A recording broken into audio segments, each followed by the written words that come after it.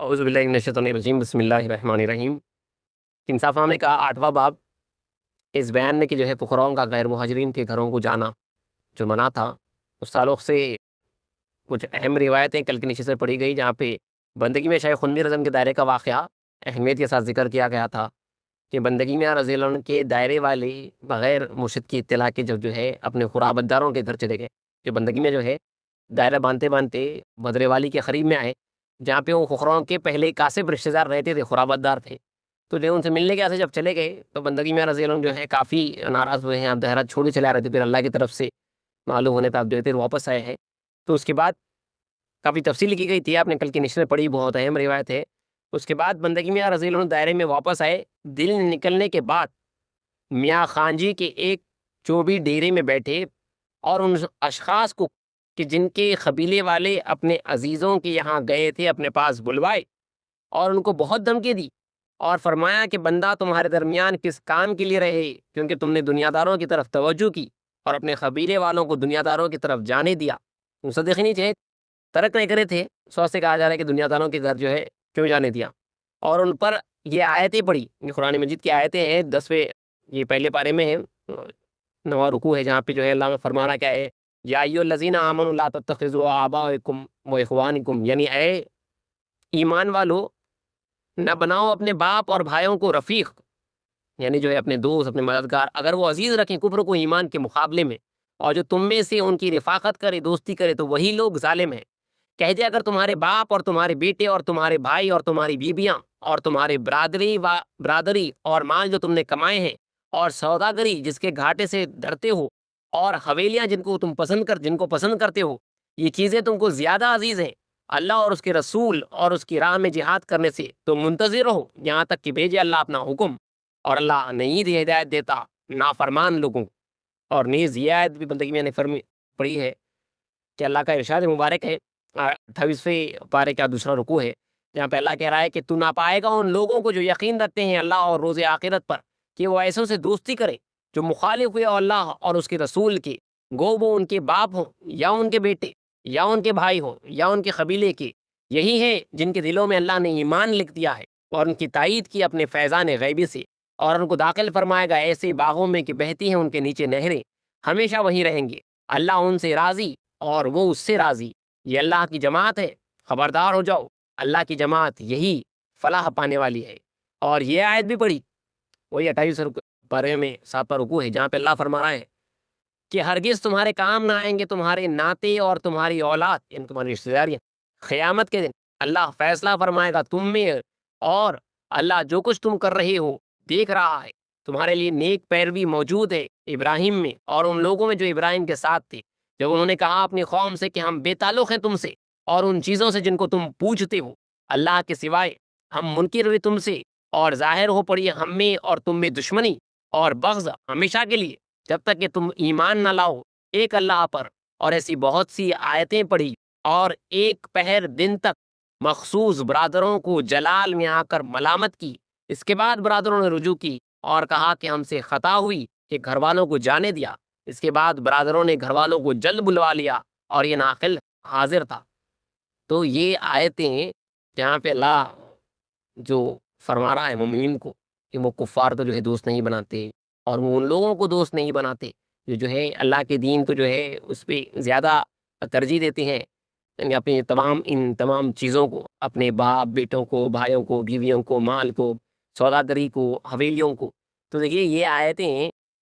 کس کے حق میں پڑھی گئی؟ منکرین کے حق میں نہیں پڑھی گئی۔ تو یہ آیتیں جو پڑھی گئی وہ جو ترک دنیا نہیں کرے تھے ان کے گھر گئے اور ان سے دوستی رکھی، ان سے ملان کرنے پہ جو ہے یہ آیتیں پڑھی گئی ہیں، ان کے لیے پڑھی۔ یہ تعجب کی بات یہ ہے، یہ دور نبوت میں پڑھی جا رہی ہے مومنین اور کفار کے واسطے ہے، اور یہاں پہ اب یہ پڑھی جا رہی ہیں مصدقین ہی کے اندر، تاریخ دنیا اور غیر تاریخ دنیا کے واسطے وہ آیتیں پڑھی جا رہی ہیں کہ تم ان سے، کیونکہ ان کو عزیز رکھیں، تم جو ہے یہاں پہ دائرے میں مرشد جو ہے تمہارا روحانی باپ ہے، وہ جو ہے اللہ تک پہنچانے کے واسطے وہاں پہ ہے، تم موجود ہے، پھر مگر تمہارا میلان جو ہے تمہارے رشتے کے باپ، رشتے کے بھائیاں، رشتے کے بہنا، وہ حویلیاں، وہ سوداگری، اس طرف جو ہے دل کا میلان ہو رہا، وہ بھی مصدقین ہے، مگر دل کا میلان اس طرف ہو رہا ہے، تو جو ہے یہ قرآن کی جو ہے آیتیں پڑھی گئی، اور اللہ فرما رہا ہے یہاں پہ جو ہے جو حقیقت میں ایمان والے رہتے وہ جو ہے مخالف ہوتے ہیں ان تمام لوگوں کی، اگرچہ کہ جو قریب سے قریب رشتہ دار رہا، تو اگر انہیں دنیا کو پسند کر رہا تو اس کے جو ہے اس سے جو ہے رشتہ ناتا اس وقت پہ نہیں رکھتے تھے. ٹھیک ہے، تو مصدق صبح ہے، ہمارے جو ہے قریبی رشتہ دار بھی ہے، لیکن جب ترک دنیا کر کے آ جائیں گے تو ہمارے جو ہے سگے بھائی رہیں گے. یہ جو ہے کہا جاتا تھا. سگے بھائی جو ہے اپنے فقیر بھائی کو کہتے تھے. بندگی میں شاہ نعمت رضن کا واقعہ میں آپ کے سامنے بار بار کہا ہوں. آپ کے دائرے میں جو ہے آپ کے رشتہ دار آپ سے ملنے کے واسطے کاسبین تھے، مصدقین تھے، تو آپ جو ہے ان کو ملے، اچھے خاصے جو ہے اخلاق وغیرہ جو ہے پیش کیا جاتے اچھی طریقے سے، ان کی خاطرداری کی گئی، ان کو جو ہے کھانا کھلایا گیا، دسترخوان بچھایا گیا، جماعت خانہ میں کھانا کھلائے. آپ جو ہے فقراؤں کے ساتھ جا کے جو ہے بیٹھ کے کھانا کھائے، اسی طرح الگ دسترخوان پہ فقراؤں کے ساتھ جا کے بیٹھ کے کھائے. تو اللہ بولے آپ ایسا کیوں کر رہے ہیں ہمارے ساتھ؟ ہم آپ کے باپ کے رشتہ دار ہیں. آپ جو ہے مطلب ایک جیسا دوسرے لوگوں کے ساتھ کیا جاتا ہے تھوڑا سا جو ہے کم کاج کے، اس طرح جو ہے برتاؤ کیوں کیا جا رہا ہے ہمارے ساتھ؟ ہم بھی تو جو ہے آپ کے رشتہ دار ہیں اور ہم بھی مصدق ہیں اور ہم بھی ترک دنیا کر کے دائرے میں آنے کا ارادہ رکھتے ہیں. یہ تک بولے ہیں. تو فرمائے تم اس وقت تک میرے باپ ملک بڑے کے رشتہ دار، میرے بھائی تو جو ہے یہ ہیں جو ترک دنیا کر کے دائرے میں آ چکے ہیں. ہاں جب تم آ جاؤ گے تو تم میرے بھائی ہوں گے اس وقت.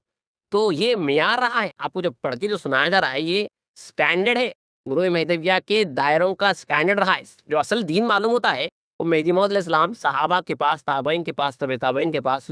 یہ سنہرے دور رہتے ہیں، یہ گولڈن ایرا رہتا جہاں پہ جو ہے صحیح پیور مہدویت معلوم ہوتی ہے. یہ پڑھا اس واسطے جا رہا تھا کہ جو ہے وہ اپنے آپ کو دیکھ لے، کم سے کم شرمندہ تو ہو کہ یہ دین مہدی نہیں ہے، بلکہ آپ کو ایک ناز ہو کہ دین مہدی حقیقی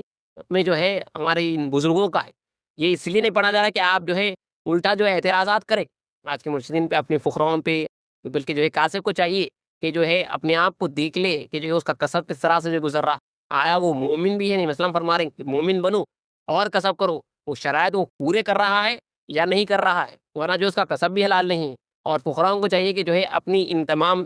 روایتوں سے جو ہے اپنی اصلاح کریں، نہ کہ جو ہے دوسروں پہ اعتراضات جو ہے کیا جائے، کیونکہ جس کے دل کا حال کیا ہے اللہ بہتر جانتا. اس کی راتیں کیسے گزرتی ہیں، اللہ کا عشق، اللہ کی مہربانی، اللہ کی رحمت کس کے اوپر، کون سے بزرگ پہ، کون سے مرشد پہ، کون سے فقیر پہ کیا ہے، وہ جو ہے اللہ جو ہے بہتر جانتا. تو یہ پڑھا اسی لیے جا رہا ہے تاکہ جو ہے حقیقت سے واقف ہو اور اپنی اصلاح ہم کر لیں. تو بندگی میں رجل نے جو ہے یہ آیتیں پڑھی ان برادروں پہ 3 گھنٹے،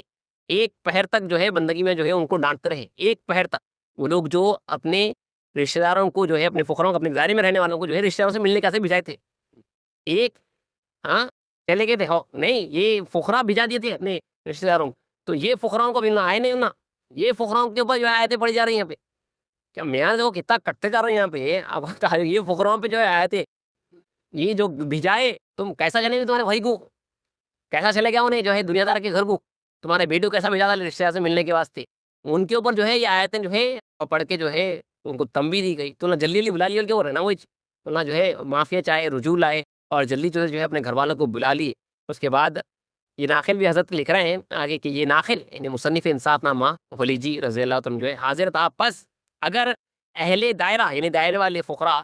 دنیا دار خرابت داروں کی طرف میل کرے تو صاحبان دائرہ کو یعنی مرشد کو چاہیے کہ ان کے ساتھ کسی قسم کی معاونت نہ کرے، مدد نہ کرے، مروت نہ کرے کچھ بھی. اور اگر مدد کرے تو مہدی علیہ السلام اور یاران مہدی کی روش کے خلاف بلکہ بدعت ہے. چنانچہ اللہ تعالیٰ فرماتا ہے